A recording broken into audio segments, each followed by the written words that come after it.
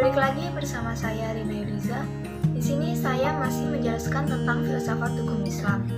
Tetapi di dalam video ini saya akan menjelaskan tentang beberapa poin. Di antaranya ilmu hukum, ilmu filsafat sosial, perubahan hukum dan sosial, dan faktor-faktor yang mempengaruhi terjadinya perubahan sosial. Untuk mempersingkat waktu, saya akan menjelaskan poin yang pertama, yaitu tentang ilmu hukum. Beberapa pendapat mengatakan bahwa filsafat hukum merupakan bagian khusus dari filsafat pada umumnya. Maka berarti filsafat hukum hanya mempelajari hukum secara khusus, sehingga hal-hal non-hukum menjadi tidak relevan dalam pengkajian filsafat hukum. Sebagai filsafat hukum tunduk pada sifat-sifat, cara-cara, dan tujuan-tujuan dari filsafat pada umumnya. Di samping itu, hukum sebagai objek dari filsafat hukum akan mempengaruhi filsafat hukum. Dengan demikian, secara timbal balik antara filsafat hukum dan filsafat saling berhubungan. Secara sederhana, dapat dikatakan bahwa filsafat hukum adalah cabang filsafat, yaitu filsafat tingkah laku atau etika yang mempelajari hakikat hukum. Dengan perkataan lain, filsafat hukum adalah ilmu yang mempelajari hukum secara filosofis. Jadi objek filsafat hukum adalah hukum, dan objek tersebut dikaji secara mendalam sampai kepada inti atau dasarnya, yaitu disebut hakikat. Menurut Purnadi Purbacaraka dan Surjono Sukanto, hukum dapat diartikan sebagai ilmu pengetahuan, disiplin, norma, tata hukum, petugas, keputusan penguasa, proses pemerintahan, sikap tindak, dan jalinan nilai-nilai.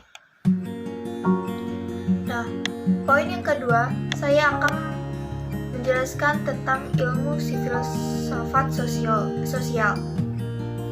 Filsafat sosial merupakan cabang filsafat yang mempelajari persoalan kemasyarakatan secara kritis, radikal, dan komprehensif.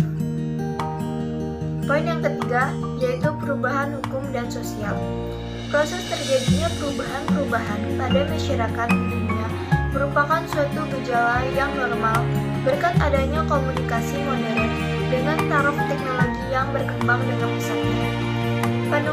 Penemuan-penemuan baru di bidang teknologi merupakan terjadi revolusi, modernisasi pendidikan, dan kejadian di suatu tempat dengan cepat dan dapat diketahui oleh masyarakat lain yang bertempat tinggal jauh dari pusat terjadinya peristiwa tersebut. Perubahan-perubahan dalam masyarakat dapat mengenai nilai-nilai, kaidah-kaidah, pola-pola perilaku, organisasi, struktur lembaga-lembaga sosial, stratifikasi sosial, kekuasaan, interaksi sosial, dan lain sebagainya. Poin yang terakhir, yaitu tentang faktor-faktor yang mempengaruhi terjadinya perubahan sosial. Pada umumnya, dapat dikatakan bahwa sebab-sebab terjadinya perubahan-perubahan sosial dapat bersumber pada masyarakat itu sendiri, dan ada yang letaknya di luar masyarakat tersebut, yaitu yang datangnya sebagai pengaruh dari masyarakat lain atau dari alam seperti ini. Sebab-sebab yang bersumber dari masyarakat itu sendiri adalah antara lain bertambah atau berkurangnya penduduk, penemuan-penemuan baru, pertentangan, dan terjadi revolusi.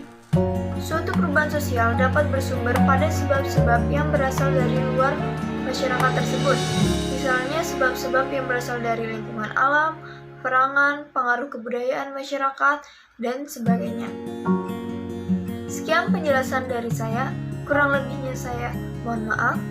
Saya akhiri, wabillahi taufiq wal hidayah. Wassalamualaikum warahmatullahi wabarakatuh.